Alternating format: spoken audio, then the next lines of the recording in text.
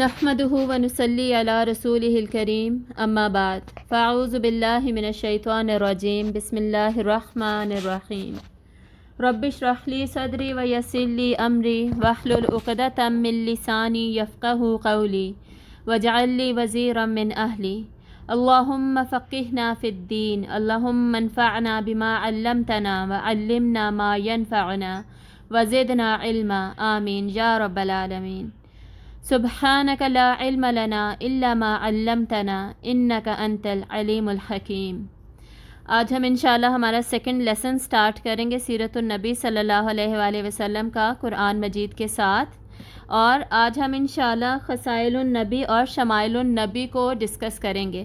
آپ میں سے جنہوں نے سیرت النبی سٹڈی کیا ہوگا بہت سارے لوگ جانتے ہوں گے کہ جب بھی سیرت النبی صلی اللہ علیہ وآلہ وسلم پڑھائی جاتی ہے تو انٹروڈکشن کے بعد یوزلی ڈائریکٹلی عرب کے تاریخ پر چلے جاتے ہیں۔ سب ٹیچرز عموماً عرب کی تاریخ ڈسکس کرتے ہیں، اور یہ جو ٹاپکس ہیں پرٹیکولر جو میں نے آج چوز کیے ہیں وہ عموماً سیرت النبی کی لاسٹ کلاسز میں پڑھائے جاتے ہیں، یا پھر ہماری جو بکس ہیں سیرت النبی کی اگر ان میں بھی ہم دیکھیں تو یہ ٹاپکس اینڈ میں ڈسکس ہوئے ہوتے ہیں، لیکن ہم انہیں سٹارٹ میں ہی ڈسکس کریں گے تاکہ ہمیں مزید آپ صلی اللہ علیہ وآلہ وسلم کے بارے میں پتہ چل سکے، آپ کی معرفت حاصل ہو سکے، آپ کا انٹروڈکشن حاصل ہو سکے، اور ہمارے ذہن میں کوئی نہ کوئی خیال، کوئی نہ کوئی تصور ہو آپ صلی اللہ علیہ وآلہ وسلم کا بھی، اور جو بھی تصور تو بیسکلی سب کے ذہن میں ہوتا ہے، لیکن ایسا تصور ہو جو کہ آپ کے شمائل و خصائل سے بہت زیادہ میچ کرتا ہو۔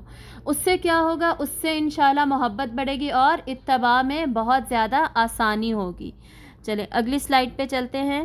تو یہ پڑھنے کا ہمارا مقصد کیا ہوگا؟ آپ صلی اللہ علیہ وآلہ وسلم کے سب سے پہلے ہم پڑھیں گے اسماء مبارک۔ آپ صلی اللہ علیہ وآلہ وسلم کے بہت سارے نام ہیں، کچھ ہمیں قرآن مجید سے پتہ چلتے ہیں اور کچھ احادیث سے۔ اس کے علاوہ صحابہ کرام رضی اللہ تعالیٰ عنہم نے بھی آپ کو بہت سارے نام دیے، اور تابعین ڈفرینٹ جنریشنز نے بھی آپ صلی اللہ علیہ وسلم کو بہت سارے صفاتی نام دیے۔ تو اگر ہم ٹوٹل کاؤنٹ کرنے لگیں تو اراؤنڈ 1000 بن جاتے ہیں، لیکن ان میں سے صرف جو کہ قرآن و حدیث سے ہمیں پتہ چلتے ہیں وہ انشاءاللہ ہم ڈسکس کریں گے۔ پھر ہم آپ صلی اللہ علیہ وآلہ وسلم کا حلیہ مبارک، اور اس میں کوشش کریں گے کہ ہم ہر چیز کو کور کریں، اور اگر کوئی چیز مس ہو جائے تو آپ لوگ پوچھ بھی سکتے ہیں کہ یہ اس چیز کے بارے میں ہم نے نہیں پڑھا، یا اس پرٹیکولر باڈی پارٹ کے بارے میں، یا کہ کوئی بھی آپ کے ذہن میں کچھ بھی آئے وہ آپ پوچھ سکتے ہیں، وہ ہم ڈسکس کر لیں گے۔ پھر آپ صلی اللہ علیہ وسلم کا لباس، طعام، آپ کی عادات، آپ کی خصائل یعنی آپ کی عادات اور طریقہ اطوار وغیرہ کیا تھا، وہ سارا کچھ انشاءاللہ ڈسکس کریں گے۔ آگے چلیے گا، اور آپ صلی اللہ علیہ وسلم کی رفتار، گفتار وغیرہ سارا کچھ انشاءاللہ اس میں ڈسکس کریں گے۔ چلیں اب ہم سٹارٹ کرتے ہیں آپ صلی اللہ علیہ وآلہ وسلم کے اسماء سے۔ اسماء النبی صلی اللہ علیہ وسلم، آپ صلی اللہ علیہ وسلم نے خود فرمایا کہ میرے قرآن مجید میں 7 نام ہیں، ٹھیک ہے۔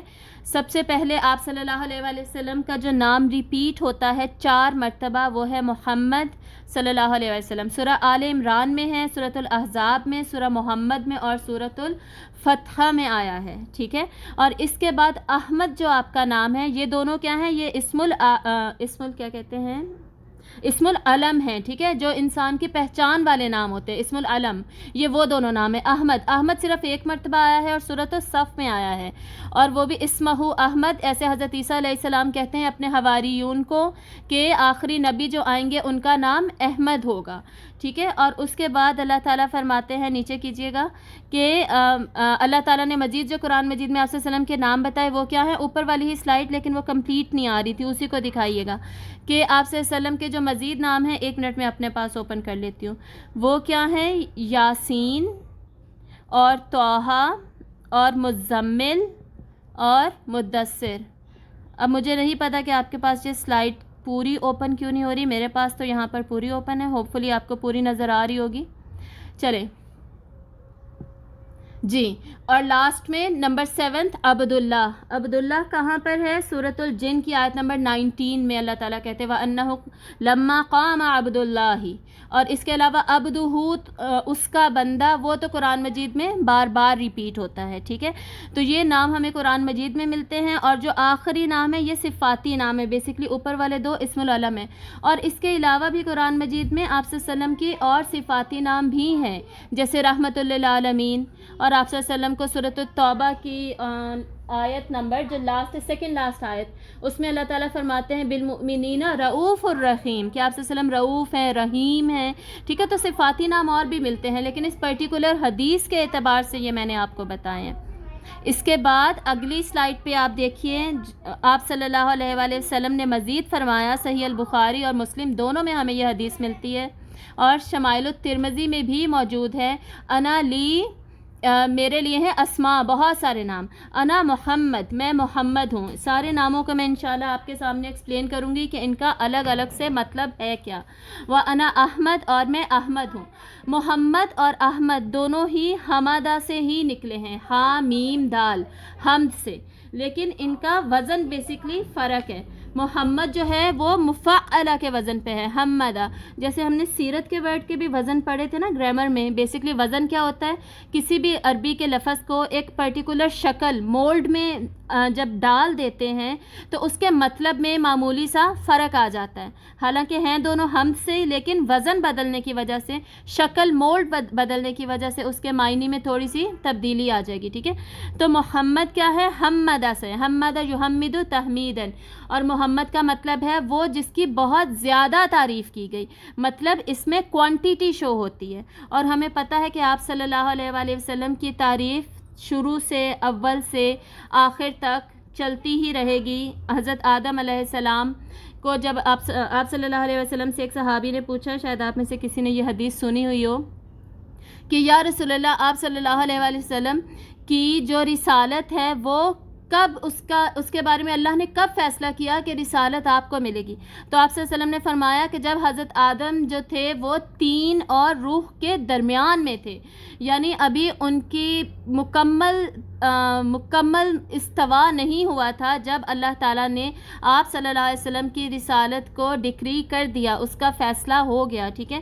تو تب سے ہم جانتے ہیں، ہم بیسکلی سب جانتے ہیں، اور ہمیں آپ صلی اللہ علیہ وآلہ وسلم نے بتایا، اور تا قیامت تک آپ کا ذکر اسی طرح ہوتا رہے گا. اور اللہ تعالیٰ نے آپ صلی اللہ علیہ وسلم کی تعریف کی، اور اللہ تعالیٰ خود درود بھیجتے ہیں آپ صلی اللہ علیہ وآلہ وسلم پر. اور ہر اذان میں، ہر نماز میں، ہر جگہ پر پوری دنیا میں کہیں نہ کہیں سیرت، حدیث وغیرہ کے لیکچر، سب کچھ ہر وقت کنٹینیو ہو رہا ہوتا ہے. کوئی نیا مسلمان ہوتا ہے، وہ شہادت کا کلمہ پڑھتا ہے، تو اس میں بھی آپ صلی اللہ علیہ وآلہ وسلم کا ذکر ہوتا ہے. یعنی ہر وقت ہر جگہ پر آپ صلی اللہ علیہ وسلم کا ذکر کیا جا رہا ہوتا ہے، یا آپ کی تعریف بیان کی جا رہی ہوتی ہے. وَأَنَا محمد وَأَنَا احمد، اور میں احمد ہوں. احمد کس سے ہے؟ احمد بیسکلی افعل کے وزن پہ ہے، احمدہ یحمدو، ٹھیک ہے. اور احمد کا کیا مطلب ہے؟ احمد کے بیسکلی دو مطلب بیان کیے ہیں، شمائل الترمذی میں بھی لکھے ہوئے ہیں. ایک ہے کہ وہ جو تعریف کرتا ہے، یعنی اللہ کی بہت زیادہ تعریف کرنے والا. اور ہم جانتے ہیں کہ اللہ تعالیٰ کی سب سے زیادہ تعریف اگر کسی نے کی ہو انتہائی خوبصورت الفاظ میں، وہ آپ صلی اللہ علیہ وآلہ وسلم نے کی. اور صرف اتنا ہی نہیں، آپ نے اسے ہمیں بھی سکھایا. اور صرف یہی نہیں، بلکہ قیامت کے دن آپ صلی اللہ علیہ وسلم کو جو مقام المحمود دیا جائے گا، تعریف کا مقام، اس پر بھی آپ صلی اللہ علیہ وآلہ وسلم اللہ تعالیٰ کی وہ تعریف بیان کریں گے جو دنیا میں بھی کبھی کسی کو نہیں آتی تھی، جو کبھی کسی نے نہیں کی. اللہ تعالیٰ آپ کو سکھا دیں گے، اور آپ صلی اللہ علیہ وآلہ وسلم مقام محمود پر وہ تعریف بیان کریں گے. اور احمد کا مطلب دوسرا جو لیا گیا ہے وہ یہی ہے کہ بہت زیادہ تعریف کیا گیا. لیکن فرق کیا ہے محمد اور احمد میں؟ ان ٹرمز آف کوالٹی، ٹھیک ہے. کوالٹی تعریف جو ہے، بہت اچھی تعریف، بہت زبردست تعریف کیا گیا، یعنی ایسا شخص جس کی انتہائی خوبصورت تعریف ہے، ٹھیک ہے. محمد میں کوانٹیٹی تھی اور احمد میں کوالٹی ہے. اگلا نام جو آپ صلی اللہ علیہ وسلم نے ہمیں بتایا وہ کیا ہے؟ وَأَنَا الْمَاحِي. ماہی کیا ہوتا ہے؟ ماہی وہ جس سے کہ کفر کو مٹا دیا جائے. ماہا کا مطلب ہوتا ہے مٹا دینا، ٹھیک ہے.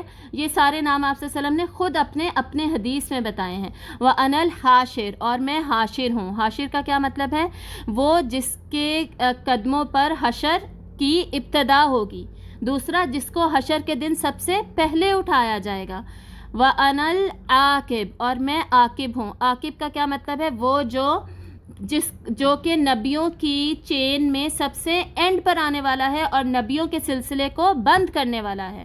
وَأَنَا نَبِيُّ الرَّحْمَةِ، یعنی میں رحمت للعالمین ہوں، تمام جہانوں کے لیے رحمت کا نبی۔ اور آپ صلی اللہ علیہ وسلم نے ہمیں رحمت کی بہت ساری دعائیں بھی سکھائیں، اور آپ صلی اللہ علیہ وسلم نے ہمیں جتنی بھی عبادات سکھائیں اس کا اصل میں مقصد کیا ہے کہ ہم ان کے ذریعے اللہ کی رحمت حاصل کر سکیں۔ تو یہ نبی کی رحمت ہے کہ انہوں نے ہمیں اللہ کی رحمت حاصل کرنے کے طریقے بتا دیے۔ وَأَنَا نَبِيُّ التَّوْبَةِ، مطلب میں توبہ والا نبی ہوں، مطلب اس کا کہ وہ نبی جس کی اتباع کرنے سے ہماری توبہ قبول ہوگی۔ ٹھیک ہے، ہماری توبہ قبول ہونے کے جو ذرائع ہیں ان میں سے ایک کیا ہے؟ اتباع نبی، بہت ضروری ہے، اس کو ہم مس نہیں کر سکتے۔ وَأَنَا نَبِيُّ الْمَلَاحِمِ، اور میں ملاحم کسے کہتے ہیں؟ ملاحم جنگوں کو بیسیکلی کہتے ہیں۔ میں وہ نبی ہوں جس کے بعد جنگوں کا سلسلہ بیسیکلی شروع ہو جائے گا۔ تو ہمیں پتہ ہے دجال نے آنا ہے، یاجوج ماجوج والی جنگ آنی ہے، ان سب سے پہلے امام مہدی آئیں گے، پھر حضرت عیسیٰ علیہ السلام کی دجال سے جنگ ہوگی۔ تو یہ تمام جنگیں، پھر ورلڈ وارز جو ہوئی ہیں اور ابھی ہونی ہے، یہ سب ان سب جنگوں کا سلسلہ شروع ہو جائے گا۔ تو یہ آپ صلی اللہ علیہ وآلہ وسلم نے ہمیں حدیث میں بتائے۔ اگلی سلائیڈ پہ جائیے گا، آگے ہم دیکھیں گے خصائص النبی صلی اللہ علیہ وسلم۔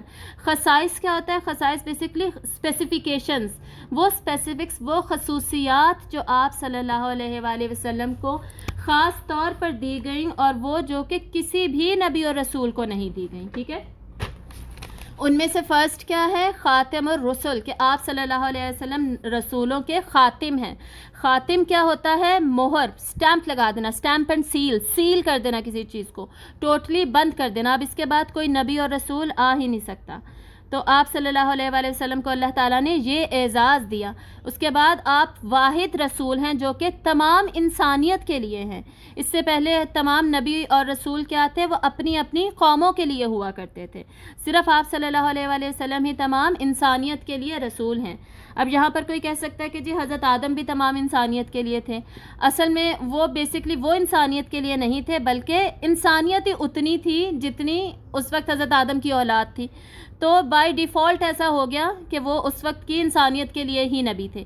لیکن آپ صلی اللہ علیہ وسلم تو ڈکری ہی اس لیے ہوئے، رسول بنے ہی اس لیے ہیں کہ تا قیامت تمام انسانوں کے لیے آپ ہی رسول ہوں گے اور آپ کا ہی اتباع لازم ہوگا۔ تیسرا پوائنٹ جو آپ صلی اللہ علیہ وسلم نے خود فرمایا کہ مجھے ایک خاص روب دیا گیا ہے جو کہ کسی اور رسول کو نہیں دیا گیا، اور دشمنوں پر 1 مہینے کی مسافت سے پہلے ہی وہ روب پڑ جاتا ہے۔ روب و وقار آپ کو ایسا دیا گیا کہ 1 مہینے کی مسافت سے پہلے ہی دشمن کانپنے لگتے تھے۔ ٹھیک ہے، اور صرف دشمن ہی نہیں، آپ صلی اللہ علیہ وآلہ وسلم کا روب آپ کے وقار کی وجہ سے ہر ایک پہ پڑتا تھا۔ اسی لیے آپ صلی اللہ علیہ وآلہ وسلم کا جو مزاج تھا، آپ کا تبسم تھا، آپ کی مزاح کرنے کی بھی عادت تھی، آپ سے زیادہ تبسم فرماتے ہوئے کبھی کسی نے کسی کو نہیں دیکھا۔ یہ تمام احادیث آگے جا کے ہم پڑھیں گے۔ وہ سب کیوں تھا؟ تاکہ سب جو ہیں وہ آپ کے وقار اور روب سے مرعوب ہونے کے ساتھ ساتھ آپ سے محبت بھی کرنے لگے اور اٹیچڈ بھی فیل کریں اور آپ سے بات چیت میں آسانی محسوس کریں۔ تو یہ روب بھی آپ صلی اللہ علیہ وسلم کو دیا گیا۔ اس کے بعد آپ صلی اللہ علیہ وآلہ وسلم سے جو بالکل خصوصی بات ریلیٹ کی جاتی ہے وہ کیا ہے؟ آپ صلی اللہ علیہ وسلم نے خود حدیث میں ہمیں بتایا کہ جو سب سے بڑی امت ہوگی وہ آپ صلی اللہ علیہ وسلم کی ہوگی، دنیا میں بھی اور قیامت کے دن بھی۔ آپ صلی اللہ علیہ وسلم فرماتے ہیں کہ قیامت کے دن میں نے امتیں دیکھی اور ایک بہت بڑی میں نے امت دیکھی، اور میں نے پوچھا اللہ سے کہ یا اللہ یہ کس کی امت ہے؟ اور میں نے سوچا کہ یہ موسیٰ کی ہوگی، موسیٰ علیہ السلام کی۔ تو بلکہ آپ صلی اللہ علیہ وسلم نے یہ پوچھا کہ یہ کس کی امت ہے؟ تو اللہ تعالیٰ نے فرمایا کہ یہ موسیٰ کی امت ہے۔ تو آپ صلی اللہ علیہ وسلم نے اس سے بھی بڑی امت دیکھی جو کہ ختم ہی نہیں ہو رہی تھی اور آگے تک چھائی ہوئی تھی۔ تو اس کے بارے میں پوچھا آپ صلی اللہ علیہ وسلم نے کہ یہ کس کی امت ہے؟ یہ حدیث ہے، ٹھیک ہے۔ تو آپ صلی اللہ علیہ وسلم کو بتایا گیا کہ یہ آپ کی امت ہے۔ یہ قیامت والے دن کا ایک سین جو کہ بیسکلی آپ صلی اللہ علیہ وآلہ وسلم نے ہمیں ایکسپلین کیا، ٹھیک ہے۔ تو قیامت والے دن سب سے بڑی امت آپ صلی اللہ علیہ وآلہ وسلم کی ہوگی۔ اور اس کے علاوہ دوسری حدیث بھی ہمیں صحیح بخاری میں ملتی ہے جس سے پتہ چلتا ہے کہ آپ صلی اللہ علیہ وسلم صحابہ سے کہتے ہیں کہ تمہیں کیسا محسوس ہو اگر جنت کے اندر جو میری امت ہے وہ 1/3 ہو، 1/3 حصہ اس کا ہو۔ تو صحابہ کرام نے کہا اللہ اکبر، واقعی ایسا انہوں نے کیوں رسپانس دیا؟ کیونکہ اس وقت کتنے کم صحابی تھے، آپ سوچیں، مکہ میں تو بہت ہی کم تھے، اراؤنڈ 200، اور جب مدینہ چلے گئے تو تھاؤزنڈس میں جانے لگے. سٹارٹ میں بھی نہیں بلکہ مڈ مدنی دور میں تھاؤزنڈس میں جا چکے تھے، اور اینڈ مدنی دور میں تھاؤزنڈس کافی زیادہ، یعنی 10,000 پلس ہو چکے تھے. ٹھیک ہے، لیکن پھر بھی 1/3 امت پوری جنت میں تمام انسانیت کی اتنی زیادہ ہو تو انہیں حیرانی ہوئی اس بات پر. تو پھر آپ صلی اللہ علیہ وسلم نے کہا کہ اور تمہیں کیسا لگے اگر آدھی امت جنت کی یہی تمہاری امتی ہو؟ تو انہوں نے پھر کہا کہ اللہ اکبر. تو آپ صلی اللہ علیہ وسلم نے فرمایا کہ مجھے امید ہے کہ 2/3 امت جو ہے نا جنت میں، وہ میری امت ہی ہوگی. ٹھیک ہے، تو یہ آپ صلی اللہ علیہ وسلم کو اعزاز دیا گیا. اس کے بعد آپ صلی اللہ علیہ وآلہ وسلم کو جو سب سے بڑا معجزہ دیا گیا، قرآن مجید، ایسا معجزہ آپ کو دیا گیا جو ابھی تک تا قیامت ہم سب کے پاس ہے. باقی نبیوں اور رسولوں کے معجزات آپ دیکھیے، حضرت موسیٰ علیہ السلام کا عصا دیکھیے، اس وقت وہ آپ نے دکھایا، اس وقت کے لوگوں نے دیکھا، اس کے بعد تو ہم نہیں جانتے، اب تو وہ جیوز کے پاس نہیں ہے. اسی طرح حضرت عیسیٰ علیہ السلام کے معجزات وہ کرسچنز کے پاس اب تو نہیں ہیں، وہ نہ دکھا سکتے ہیں، وہ کچھ بھی نہیں کر سکتے سوائے وہ بتانے کے، جیسے ہم بھی ایکسپلین کرتے ہیں. لیکن قرآن وہ واحد معجزہ ہے جو آج بھی ہمارے پاس موجود ہے، اور وہ اس کا اعجاز ہے کیا، یہ ہم اس کو اسٹڈی کر کے بہت اچھے طریقے سے سمجھ سکتے ہیں. اور ایسے عجائب ہیں قرآن مجید کے جس کے بارے میں آپ صلی اللہ علیہ وسلم نے فرمایا کہ قرآن میں ایسے عجائبات ہیں جو کہ قیامت تک ختم نہیں ہوں گے، ان کو سارے کے سارے ہم اس میں سے نکال نہیں سکتے. ایسے اعجازات اور عجائبات ہیں قرآن مجید میں. اس کے بعد الاسراء والمعراج کا جو واقعہ ہوا وہ بھی آپ صلی اللہ علیہ وسلم کو خصوصی طور پر تحفے میں دیا گیا 10 نبوی میں، ٹھیک ہے، مکہ دور میں. اور معراج میں آپ صلی اللہ علیہ وسلم کی اللہ تعالیٰ سے ملاقات ہوئی، اور یہ تحفہ کسی کو بھی نہیں دیا گیا. اللہ تعالیٰ نے کلام کیا حضرت موسیٰ سے کوہ طور پر، اور اللہ نے کلام کیا آپ صلی اللہ علیہ وآلہ وسلم سے، آپ صلی اللہ علیہ وسلم کو عرش کے پاس بلا کر. اس کے بعد آپ صلی اللہ علیہ وسلم نے فرمایا انا سید ولد آدم، سید ولد آدم، میں تمام انسانیت، تمام بنی آدم کا سید ہوں، یعنی سردار ہوں، دنیا میں بھی اور آخرت میں بھی. یہ بھی آپ کا اعزاز ہے. اس کے بعد آپ سب سے پہلے اٹھائے جانے والے ہوں گے روز قیامت، جس کی قبر مبارک سب سے پہلے کھولی جائے گی، وہ ہوں گے آپ صلی اللہ علیہ وآلہ وسلم، اور آپ سے ہی پھر ابتدا ہوگی روز حشر کی، بلکہ آپ کے کہنے پہ ہی ابتدا ہوگی. بہت لمبی حدیث ہے یہ صحیح البخاری کی، جس میں تمام انسانیت جب روز محشر پہ اٹھا دی جائے گی تو تمام انسان سب اکٹھے جمع ہو کر حضرت آدم علیہ السلام کے پاس جائیں گے، اور حضرت آدم سے کہیں گے کہ یا آدم، یا ابا، آپ ہمارے ابا ہیں، آپ ہمارے والد ہیں، آپ کی وجہ سے ہم اس دنیا میں آئے. آپ اللہ تعالیٰ سے کہیے کہ پلیز حساب کتاب کو شروع کیجئے، ہم کتنے عرصے سے یہاں پہ کھڑے ہیں، روز محشر میں کھڑے ہیں، حساب کتاب شروع نہیں ہو رہا، آپ شروع کروائیے. تو حضرت آدم کیا کہیں گے کہ مجھ سے تو، میں تو خود پریشان حال ہوں، میں کچھ نہیں کر سکتا، یہ میرے لیے نہیں ہے، تم حضرت نوح کے پاس جاؤ. ٹھیک ہے، یہ بہت لمبی حدیث ہے، میں آپ کو شارٹ کر کے بتا رہی ہوں، پورے ورڈز میں نہیں بتا رہی. تو ساری انسانیت، سارے کے سارے انسان اکٹھے حضرت نوح کے پاس جائیں گے، اور حضرت نوح علیہ السلام بھی انہیں یہی جواب دیں گے کہ یہ میرے لیے نہیں ہے، میں یہ نہیں کر سکتا، تم حضرت ابراہیم کے پاس جاؤ. ساری انسانیت حضرت ابراہیم کے پاس جائے گی، وہ بھی یہی جواب دیں گے. پھر حضرت موسیٰ کے پاس، پھر حضرت عیسیٰ کے پاس، اور حضرت عیسیٰ کہیں گے کہ نہیں، تم حضرت محمد صلی اللہ علیہ وآلہ وسلم کے پاس جاؤ. تب جب ساری انسانیت آپ صلی اللہ علیہ وسلم کے پاس آئے گی تو آپ صلی اللہ علیہ وآلہ وسلم فرمائیں گے انا لہا، انا لہا، یہ میرے لیے ہے، یہ ذمہ داری میری ہے، دس از مائی رسپانسبلٹی. اور پھر آپ صلی اللہ علیہ وسلم المقام محمود پر، جو کہ مقام ہے حمد والا، اس پر اٹھا دیے جائیں گے، اور پھر آپ صلی اللہ علیہ وسلم اللہ تعالیٰ کی وہ تعریف بیان کریں گے جو اللہ تعالیٰ صرف اس وقت آپ کو سکھائیں گے. اور پھر آپ صلی اللہ علیہ وسلم شفاعت کریں گے. پہلی شفاعت کیا ہوگی؟ روز محشر کو شروع کر دیا جائے، حساب کتاب کا آغاز کر دیا جائے، اور پھر حساب کتاب کا آغاز ہوگا. ٹھیک ہے، اس کے بعد آپ صلی اللہ علیہ وآلہ وسلم کو قیامت کے دن سب سے بڑا حوض دیا جائے گا، جس کا نام کیا ہے؟ الکوثر، حوض کوثر. وہ بھی آپ کو دیا جائے گا، اور اس کی بہت ساری خوبیاں آتی ہیں، ہمیں احادیث میں مسلسل نظر آتی ہیں. لیکن جو ایک بات وہ میں آپ کے ساتھ شیئر کرنا چاہتی ہوں وہ کیا ہے، صحابہ کرام نے مسلسل آپ صلی اللہ علیہ وآلہ وسلم سے پوچھا جب سورۃ الکوثر نازل ہوئی، یا رسول اللہ یہ کوثر کیا ہے؟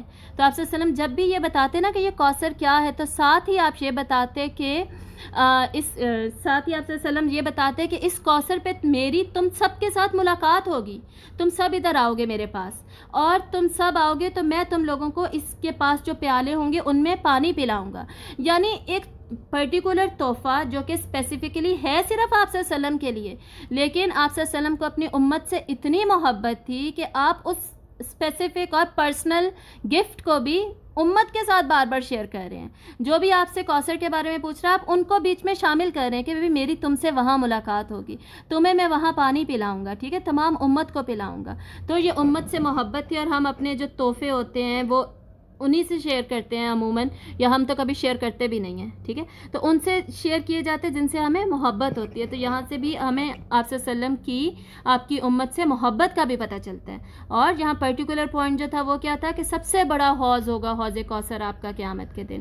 اس کے بعد پل صراط پر سب سے پہلے گزر جانے والے اور سب سے آگے آپ صلی اللہ علیہ وآلہ وسلم ہوں گے، اور جنت کا دروازہ بھی سب سے پہلے آپ کے لیے ہی کھولا جائے گا. آپ وہاں جائیں گے تو فرشتے پوچھیں گے کہ کون ہے، تو آپ صلی اللہ علیہ وسلم بتائیں گے کہ محمد. تو وہ کہیں گے کہ ہمیں آپ کے لیے ہی کھولنے کا حکم دیا گیا تھا، اور پھر دروازہ کھول دیا جائے گا. اگلی سلائیڈ کیجئے گا. یہ تھیں کچھ اسپیسیفیکیشنز جو آپ صلی اللہ علیہ وآلہ وسلم کو خصوصی طور پر دی گئی. اس کے بعد اب ہم دیکھیں گے شمائل النبی. شمائل کیا ہوتا ہے؟ شمائل خوبصورتی سے ہے نا، جمال سے. تو صحابہ کرام کا کتنا بڑا یہ احسان ہے ہمارے اوپر کہ انہوں نے صرف کمالات معنوی، یعنی جو علوم و معارف جو تھے کہ کیا کرنا چاہیے، ڈوز اینڈ ڈونٹس، اوامر و نواہی، یہ سارا کچھ ہم تک نہیں پہنچایا، بلکہ کمالات ظاہری، آپ صلی اللہ علیہ وسلم کا حسن و جمال، اس کی بھی تبلیغ فرمائی. اور یہ بھی نہیں کہ ایسے یہ سب ہم تک پہنچ گیا، بلکہ ایک پراپر چین آف نریٹرز، راویوں کے تھرو ہم تک پہنچی ہے ایک ایک چیز. ایون یہ بھی کہ آپ صلی اللہ علیہ وسلم جب مسکراتے، آپ جب ہنستے تو صرف تبسم فرماتے. صرف اتنی سی بات کے لیے بھی پوری ایک چین بیان کی گئی کہ اس میں بھی کہیں پہ بریک اپ نہیں ہونا چاہیے، چین ٹوٹی ہوئی نہیں ہونی چاہیے، مستند ذرائع سے ہم تک یہ بات پہنچنی چاہیے. اور شکر الحمدللہ کہ ہم ان سب چیزوں سے کتنا زیادہ سیکھتے ہیں. اور فرض کریں اگر سیکھنے کو کچھ نہ بھی ہوتا نا تو ہماری تسکین ہی نہ ہوتی جب تک کہ ہمیں ہمارے محبوب کے بارے میں کچھ پتہ نہ ہو. تو ہمارا دل کرتا ہے کہ ہمیں اپنے محبوب کے بارے میں زیادہ سے زیادہ انفارمیشن پتہ ہو. تو یہ تسکین کا ذریعہ بھی ہے ہمارے لیے. اور امام قرطبی جو بہت فیمس امام ہیں حدیث کے، وہ فرماتے ہیں کہ رسول اللہ صلی اللہ علیہ وآلہ وسلم کا پورا جمال ظاہر ہی نہیں کیا گیا دنیا میں. اگر وہ ظاہر کر دیا جاتا تو لوگ آپ کو دیکھنے کی طاقت ہی نہ رکھتے ہیں، اور آپ کے پھر ظاہر ہے ان میں جھجک ہوتی. ٹھیک ہے، اگلی سلائیڈ پہ چلیے گا. اب حلیہ مبارک جب ہم سٹارٹ کرنے لگے ہیں تو اس میں یہ سمجھیے گا کہ دو طریقے سے ہم اسے دیکھیں گے.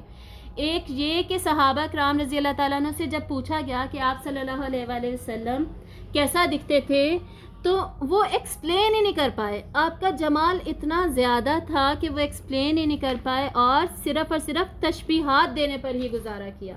ٹھیک ہے، تو کچھ ہم وہ والی احادیث پڑھیں گے اور اس کے بعد ہم وہ والی حدیث میں پڑھیں گے جن میں کہ حلیہ مبارک بتایا گیا. اور وہ کن صحابہ نے بتایا وہ بھی میں انشاءاللہ آپ کو بتاؤں گی. تو وہ صحابہ جنہوں نے کہ تشبیہات دی، الربیہ بنت معوذ ہیں، صحابیاں ہیں. ان کے بیٹے نے ان سے پوچھا کہ آپ صلی اللہ علیہ وآلہ وسلم کیسے دکھتے تھے. یہ البخاری کی حدیث ہے. تو انہوں نے فرمایا کہ اگر تم ان کو دیکھ لیتے تو تم کہتے کہ جیسے سورج چڑھا ہوا ہے، جیسے چڑھتا ہوا سورج ہے. صرف اتنا ہی انہوں نے بتایا اور کچھ بھی نہیں. اس کے بعد کعب ابن مالک رضی اللہ تعالیٰ عنہ فرماتے ہیں کہ جب آپ صلی اللہ علیہ وآلہ وسلم خوش ہوتے ہیں تو ایسا محسوس ہوتا ہے کہ پورا کا پورا چاند روشن ہوا ہے. اس طرح آپ نے آپ صلی اللہ علیہ وسلم کی تعریف فرمائی. اور اس کے بعد عمر ابن العاص رضی اللہ تعالیٰ عنہ جو ہیں وہ 8 ہجری بالکل مکہ کے بھی پورا 13 سال گزار دیں اور اس کے بعد ہجرت کے بھی 8 سال گزار دیں. جب مکہ فتح ہوا ہے اس سے سمجھے مہینہ پہلے عمر ابن العاص اسلام لے کر آئے تھے. وہ صحابی جو کہ باقی اس سے پورے شروع کا جو ٹائم پیریڈ تھا اسپیشلی مکہ کا، اور یہ مکہ کے تھے، ٹھیک ہے، اور سردار تھے، سرداروں میں سے تھے. اس وقت وہ نان مسلم تھے اور آپ صلی اللہ علیہ وسلم سے اس وقت بھی ملاقات کرتے تھے ملتے تھے. ان کی بہت ہی پیاری پیاری احادیث ہیں. تو بعد میں جب آپ یہ اسلام قبول کر لیا انہوں نے فتح مکہ سے کچھ دن پہلے, تو یہ آپ صلی اللہ علیہ وآلہ وسلم کے بارے میں فرماتے ہیں جب ان سے پوچھا گیا کہ آپ صلی اللہ علیہ وسلم کیسے تھے, کیسے دکھتے تھے, تو انہوں نے فرمایا کہ آپ صلی اللہ علیہ وآلہ وسلم کو دیکھتے رہنے سے زیادہ مٹھاس مجھے کسی چیز میں محسوس نہیں ہوتی تھی, ہلاوت محسوس نہیں ہوتی تھی, یعنی دل کرتا تھا دیکھتا ہی رہوں, اور میں کبھی آپ کو دیکھ دیکھ کر نہ تھکتا. پھر بھی تم اگر مجھے پوچھو کہ آپ کیسے دکھتے تھے تو میں ٹھیک سے بیان بھی نہیں کر سکتا, کیونکہ آپ کو دیکھنے کے ساتھ ساتھ ہی آپ کا رعب اور وقار اتنا زیادہ تھا کہ نظر ہی جھک جاتی تھی. ٹھیک ہے, یہ ان کا کہنا تھا. اور یہ یعنی عمر میں بھی آپ صلی اللہ علیہ وسلم سے بڑے تھے, سردار تھے. تو جو کبائر صحابہ ہیں نا, بڑے صحابہ ہیں, انہوں نے اس طرح ایکسپلین کیا آپ صلی اللہ علیہ وسلم کو. اور ہم دیکھیں گے جو ڈیٹیلڈ ڈسکرپشنز ہمیں ملتی ہیں نا وہ عموماً صغائر صحابہ میں سے ملتی ہے, جو کم عمر صحابہ تھے. حضرت علی رضی اللہ تعالیٰ عنہ جیسے بچپن سے آپ کے ساتھ تھے اور اس وقت 20s میں تھے جب آپ صلی اللہ علیہ وسلم کے ساتھ مدینہ میں تھے, 1920 اس طرح.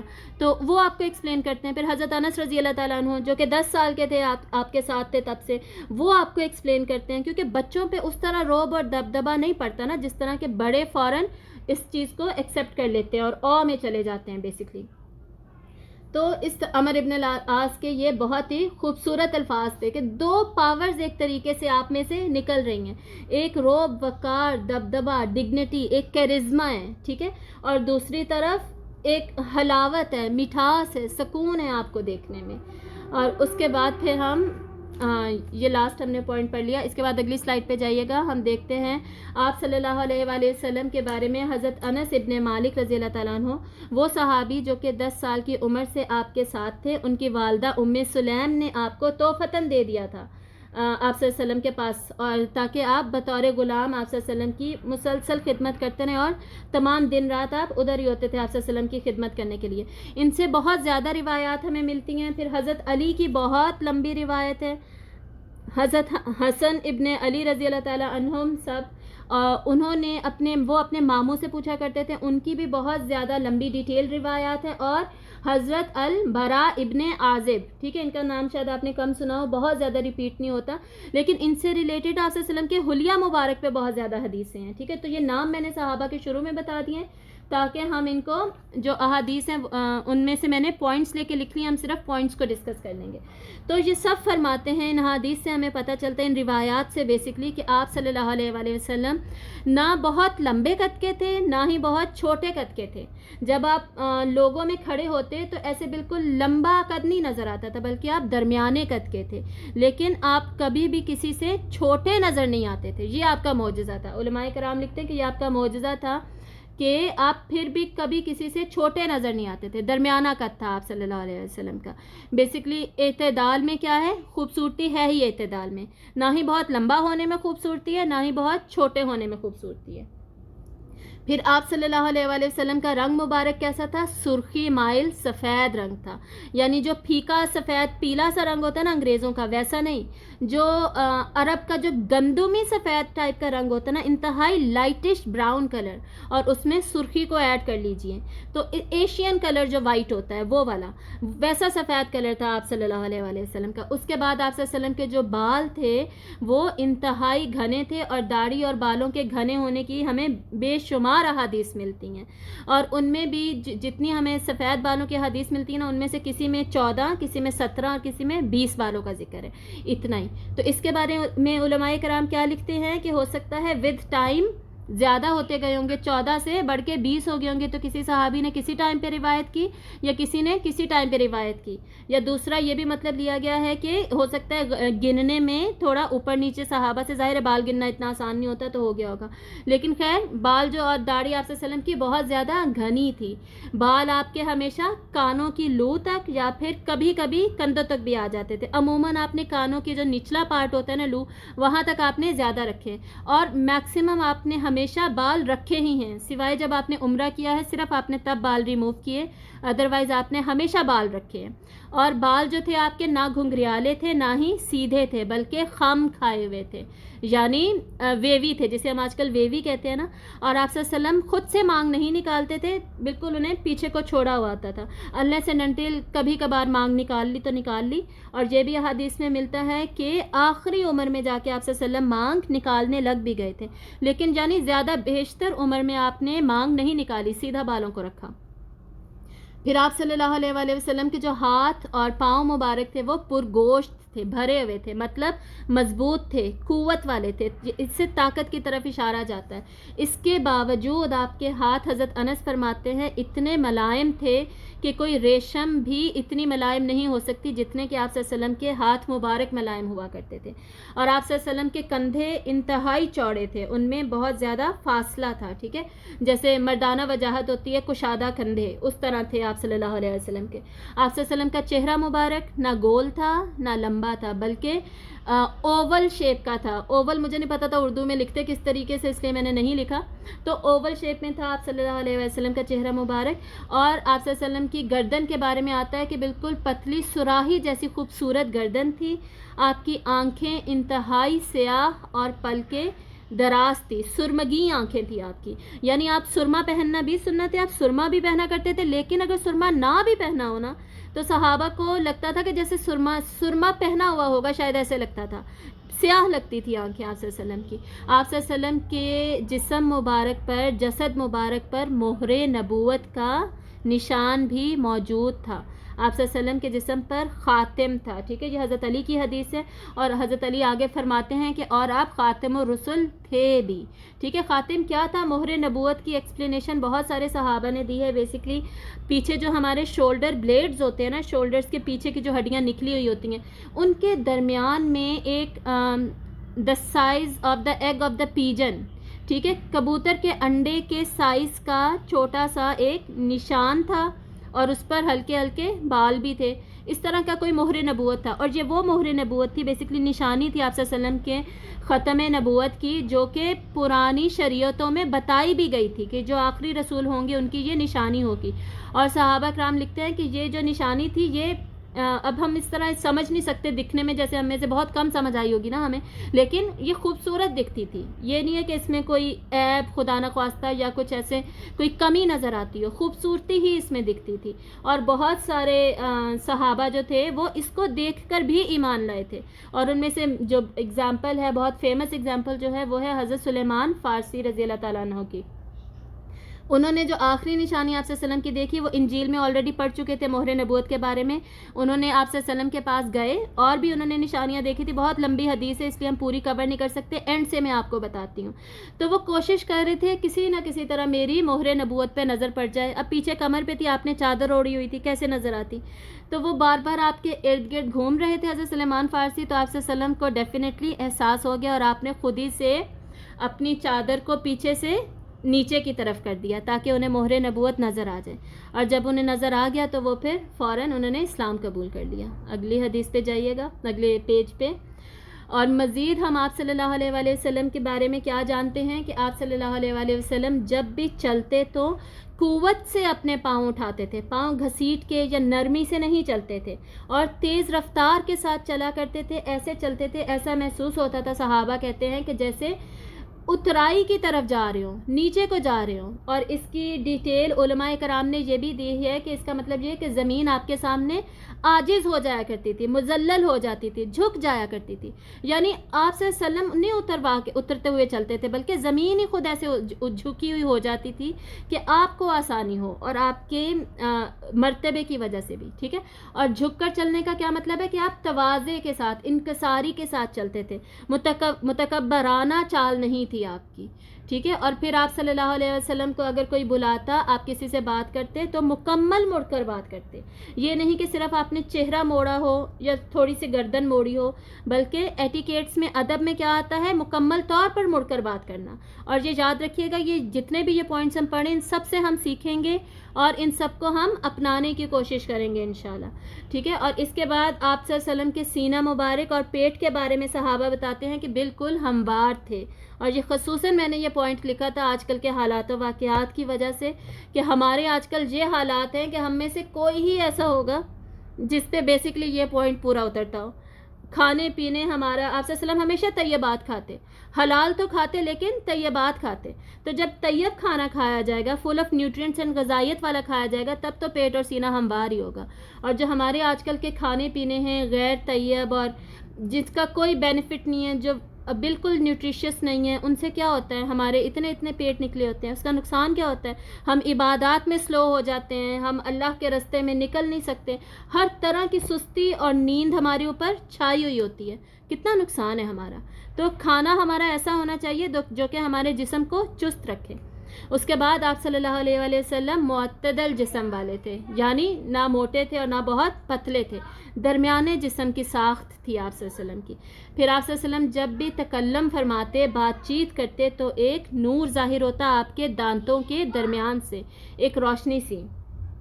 تو اس کے بارے میں بھی علماء کرام لکھتے ہیں کہ یہ آپ کا معجزہ بیان کیا گیا ہے کہ یہ آپ کا معجزہ تھا کہ کچھ نہ کچھ نور ہلکا سا نکلتا تھا, یا پھر یہ صحابہ کرام نے آپ کی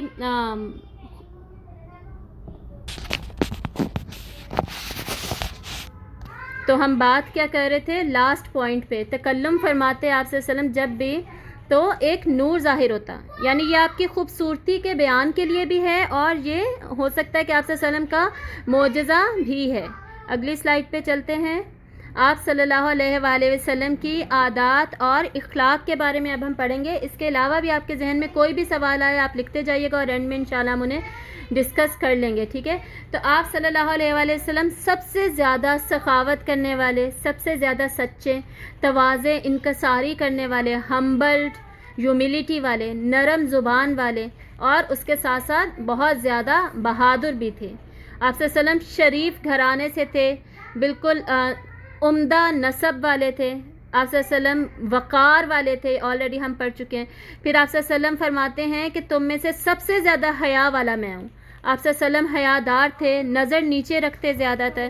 آج کل ہم کیا سمجھتے ہیں کہ جس میں کانفیڈنس, اس میں کانفیڈنس ہی نہیں ہے جس کی نظر نیچے ہے, جس کی نظر جھکی ہوئی ہے, یا جو نظر نیچے کر کے بات کر رہا ہے وہ شاید اس میں کانفیڈنس کی کمی ہے. حالانکہ وہ شائع نہیں ہے, وہ اپنی ماڈیسٹی کی وجہ سے, وہ حیا کی وجہ سے ایسا کر رہا ہے. لیکن لوگوں نے اس کو ریلیٹ کس سے کر دیا ہے, خود اعتمادی اور کانفیڈنس سے, جو کہ بالکل غلط ہے. ہمیں اپنے جو اسلام کے کانسیپٹس ہیں, اپنی حیا ہے, اپنی ماڈیسٹی ہے, اس کو نارملائز کرنا ہے. اگر ہم اپنی لائف میں ان ساری چیزوں کو, ان ویلیوز کو, ان ایٹیکیٹس کو نہیں لے کر آئیں گے تو کون لے کر آئے گا؟ اور اگر ہم سب اس کو نارملائز نہیں کریں گے پھر تو لوگ کبھی بھی نہیں سمجھیں گے اور اس کو لیک آف کانفیڈنس سے ہی ریلیٹ کرتے رہیں گے, حالانکہ ایسا ہے نہیں. پھر آپ صلی اللہ علیہ وآلہ وسلم بالوں کو بکھرا ہوا ہونا بالکل پسند نہیں فرماتے تھے, کنگھی کرتے تھے اور کنگھی کرنے کا حکم بھی دیتے تھے. لیکن آپ صلی اللہ علیہ وسلم کی یہ حدیث بھی ملتی ہے کہ بار بار کنگھی مت کرو, ہر وقت کنگھی مت کرو. منع کیوں کیا گیا؟ اس لیے کہ جی کوئی اسی میں مشغول ہی نہ ہو جائے, اپنے آپ کو سجانے میں, سنوارنے میں, ہر وقت ہی جی میک اپ ہو رہا ہے, ہر وقت ہی بال بنائے جا رہے ہیں, ہر وقت ہی کپڑوں کو یہ ہو گیا وہ ہو گیا, تو کیا ہوگا؟ ہمارا جو مین پرپز آف لائف ہے, ہمارے ایمبیشنز ہیں, گولز ہیں, ان سے ہماری نظر ہٹ جائے گی, ٹھیک ہے, اور ہم انہی چیزوں میں مشغول ہو سکیں گے, ہو کر رہ جائیں گے. یہ جو ہماری ساری میک اپ انڈسٹری ہے, فیشن انڈسٹری ہے, اس سارے نے کیا کیا ہے؟ یہ جو اسٹائل کانشیس لوگ ہیں, برانڈ کانشیسنیس ہے, یہ سب کیا ہے؟ انہوں نے ہمارے مائنڈ کو اسی طرح تو ٹرین کیا ہے کہ ہم انہی چیزوں میں لگے رہیں, اور جو اللہ نے ہمیں, آپ صلی اللہ علیہ وسلم نے ہمیں سکھایا, عبادات اور معاملات اور اپنے آپ کو کور کرنا, یہ سارا کچھ ہم چھوڑ دیں, ٹھیک ہے. تو یہ سب کچھ نہ ہو, اس لیے آپ نے ان کی اس سے شدت سے, زیادتی سے منع بھی فرمایا. پھر آپ صلی اللہ علیہ وآلہ وسلم تیل بھی لگایا کرتے تھے, یہ سب سنتیں ہیں جنہیں ہم نے فالو کرنا ہے. پھر آپ صلی اللہ علیہ وسلم سرما بھی لگایا کرتے تھے, اور سرمے کے بارے میں یہ شمائل الترمذی میں ڈیٹیل موجود ہے کہ سرما وہی لگائے گا جس کو سوٹ کرتا ہے. کچھ لوگ ایسے ہوتے ہیں جن کی آنکھوں کو سرما سوٹ نہیں کرتا, یہ باقاعدہ اس کتاب میں امام ترمذی نے لکھا ہوا ہے. جن کو سرما سوٹ نہیں کرتا کوئی بیماری کی وجہ سے, یا کچھ بھی انہیں کوئی بیماری ہو جاتی ہے سرمے کی وجہ سے, تو وہ پھر سرما نہیں لگائیں گے. بیسکلی کچھ چیزیں ان کے لیے ہیں جنہیں کہ وہ سوٹ کرتی ہیں. تو اس کے علاوہ آپ صلی اللہ علیہ وسلم ہر کام کی ابتدا دائیں ہاتھ سے کرنا پسند کرتے تھے. بیسکلی ہر وہ کام جس میں کہ زینت ہوتی ہے, خوبصورتی ہوتی ہے, اور ایسے کام جس میں کہ زینت نہیں ہے, جیسے کہ واش روم جانا, تو وہ آپ صلی اللہ علیہ وسلم بائیں پاؤں سے آپ جاتے, ٹھیک ہے, بائیں طرف سے آغاز کرتے. جیسے کپڑے اتارنا، کپڑے چینج کرنے کے لیے اتارنے ہیں تو بائیں طرف سے اتاریں گے، جوتا اتارنا بائیں طرف سے۔ وعلیکم السلام جی۔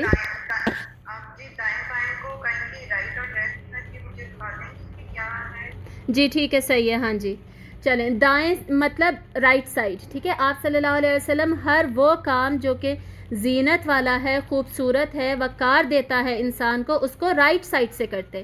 رائٹ پاؤں فرسٹ انٹر کریں گے جب گھر میں انٹر ہوں گے، مسجد میں انٹر ہوں گے رائٹ فٹ سے انٹر ہوں گے، کھانا کھائیں گے رائٹ ہینڈ سے کھائیں گے، ٹھیک ہے، کپڑے پہنیں گے رائٹ سائڈ سے پہنیں گے، اس طریقے سے۔ لیکن ایسے کام جو کہ زینت کے خلاف ہیں، جیسے ہم نے واش روم جانا ہے، جیسے ہم نے کپڑے چینج کرنے ہیں، یہ سب جوتا اتارنا ہے، ان سب کے لیے آپ صلی اللہ علیہ وسلم بائیں سائڈ سے، لیفٹ سائڈ سے سٹارٹ کرتے تھے۔ تو اس طرح آپ صلی اللہ علیہ وآلہ وسلم کی عادات تھیں۔ اگلی سلائڈ پہ جائیے گا۔ آپ صلی اللہ علیہ وآلہ وسلم لباس میں کرتا پہننا پسند فرماتے تھے۔ اگلی سلائڈ کیجیے گا۔ آپ صلی اللہ علیہ وسلم کرتا پہننے کی آپ نے تلقین بھی کی، صحابہ کو بھی کہا کہ آپ سب کرتا پہنیں، کرتے کی تعریف بھی کی، اور کرتا پہننا پسند بھی فرماتے ہیں۔ آپ کا کرتا عموماً کتنا ہوتا تھا؟ پنڈلیاں، یہ جو ہماری لوور لیگ کی جو کالوز ہوتی ہیں نا، لوور لیگ کا جو آپ سمجھے مڈل پورشن، اتنا بیسکلی جو ہماری نیز ہیں، گھٹنے، اس سے نیچے نیچے تک کرتا آپ صلی اللہ علیہ وآلہ وسلم کا ہوتا تھا، ٹھیک ہے۔ اور آپ صلی اللہ علیہ وسلم کی جو بازو سلیوز ہوتی تھیں، آستینیں، وہ چھوٹی ہوتی تھی۔ چھوٹی مطلب یہ جو ہماری کلائی ہے، ہمارے ہاتھ کے نیچے کلائی پہ یہ جو چھوٹی سی ہڈی ہوتی ہے، اس یہاں تک، بس اس سے نیچے ہاتھ تک نہیں جاتی تھی۔ عموماً آستینیں آپ کی اتنی ہوتی تھی اور کرتا پہننا آپ پسند کرتے تھے۔ اس کے بعد آپ صلی اللہ علیہ وسلم چادر بھی اوڑھا کرتے تھے، اور عموماً آپ نے چادر اوڑھ کر ہی رکھی ہے، زیادہ تر آپ نے چادر اوڑھے ہی رکھی ہے، اور چادر بھی عموماً آپ کی سبز رنگ کی ہوتی تھی۔ پھر آپ نے ٹوپی بھی پہنی ہے، امامہ بھی پہنا ہے، امامہ یعنی وہ جس کو پگڑی کہتے ہیں، اور آپ صلی اللہ علیہ وآلہ وسلم نے سر پر رومال بھی باندھا ہے، ٹھیک ہے۔ تو بیسکلی احادیث میں ہی لکھا ہوا تھا کہ جب آپ کے سر پہ تیل لگا ہوا ہوتا تھا نا، تو آپ رومال پہلے باندھ لیتے تھے اور پھر ٹوپی لے لیتے تھے، تاکہ تیل جو ہے وہ ٹوپی کی طرف ٹرانسفر نہ ہو، یعنی اتنی احتیاط کی جاتی تھی۔ اور آج کل ہمارے یہ حالات ہے کہ ہم لوگ کسی چیز میں کوئی کیئر، کوئی احتیاط نہیں کرتے۔ ہم کہتے کیا تو کیا ہوا، ایسے نہیں کیا تو کیا فرق پڑ گیا، یہ ہمارا رسپانس اینڈ ایٹیٹیوڈ ہوتا ہے۔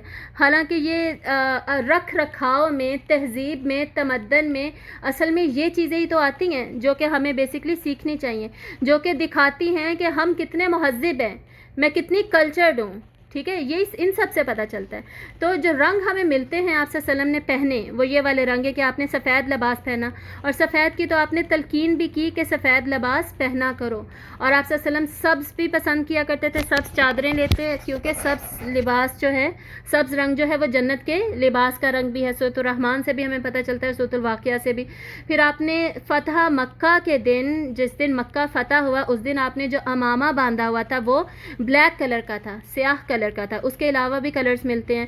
اس کے علاوہ آپ نے کچھ باہر کی امپورٹڈ سٹف بھی کچھ پہنا، جو کہ بیسکلی آپ کو گفٹ دیا گیا تھا، تحفے میں ملا تھا، ہبہ تھا۔ وہ کیا تھا؟ یمنی منقش کپڑا، منقش مطلب نقش پرنٹڈ تھا، یمن کا کوئی پرنٹڈ کپڑا تھا جو آپ نے پہنا۔ پھر یمن کی ہی ایک سرخ دھاری دار وہ تھا، سوپ تھا، بیسکلی کلاک، جو کہ ہم اوپر سے پہنتے ہیں کپڑوں کے۔ دھاری دار کا مطلب لائنز، ریڈ کلر کی لائنز تھیں اس میں، لیکن بیس کلر اس کا کوئی ڈیفرنٹ ہوگا، تو وہ بھی آپ نے پہنا۔ اور پھر لیکن یہ چیزیں آپ ریگولر روٹین میں نہیں پہنتے تھے، بس ایک دفعہ یا 2 دفعہ پہنا اس طرح۔ اور پھر آپ کو ایک رومن امپائر جو تھی، وہاں سے بھی آپ کو ایک جبہ، ایک کلاک گفٹ کیا گیا، وہ بھی آپ نے پہنا، زیبتن کیا۔ اس کے بعد آپ صلی اللہ علیہ وسلم کی جو ٹوپی تھی، آپ عموماً سفید کلر کی ٹوپی پہنا کرتے۔ پھر آپ صلی اللہ علیہ وسلم کے جو جوتے تھے، نالین مبارک، وہ چمڑے کے ہوتے تھے، کبھی کبھی اس کا تلوا جو سول ہوتا ہے اس کا سنگل بھی ہوتا تھا، اور کبھی اس کو ڈبل بھی کیا ہوا ہوتا تھا، ڈبل سول بھی ہوتا تھا، اور اس کے 2 تسمے بیسکلی تھے جن کو کہ اوپر سے باندھ دیا جاتا تھا۔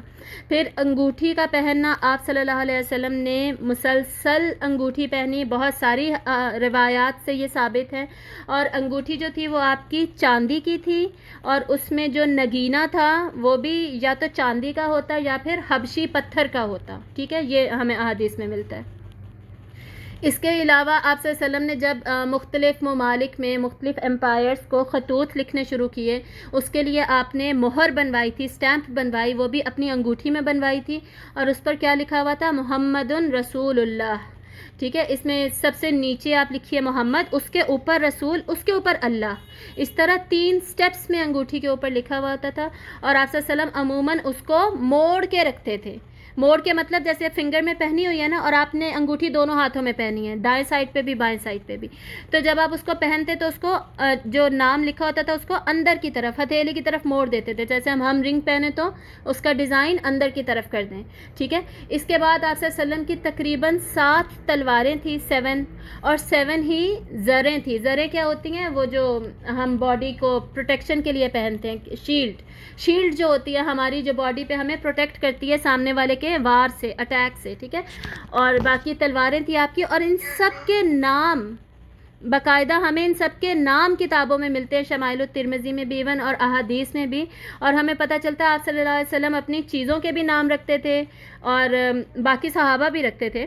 اور آپ صلی اللہ علیہ وسلم جو اونٹ تھا، اس اونٹنی تھی آپ کی، اس کا بھی نام تھا. آپ صلی اللہ علیہ وسلم کے جو بھی سواری تھی آپ کی، ان سب کے نام ہوتے تھے، آپ کی چیزوں کے بھی نام ہوتے تھے.